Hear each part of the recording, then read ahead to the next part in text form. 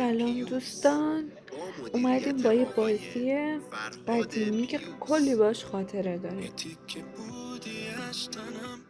بسم الله. همین شروع میکنیم. حالا این سوسکی بدجنس رو میکشیم که مزاحم من نشه. سلام میره دونه دونه میگیره.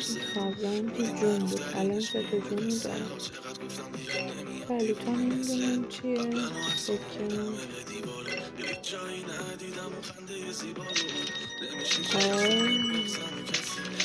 این جونه. جون که دارم 3 تاش بسپاریم، ولی اینو باید بگیرم. شت گرفتمش. 3 تا باید بگیرم. بیرونشو گرفتم.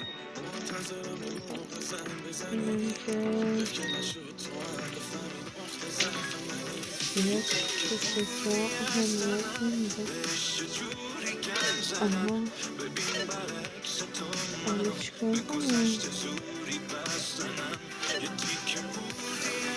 برم پایین؟ چجوری برم پایین اینو در بیاره؟ اینو میخواد. این چیه؟ نمیدونم چجوری برم پایین بچه.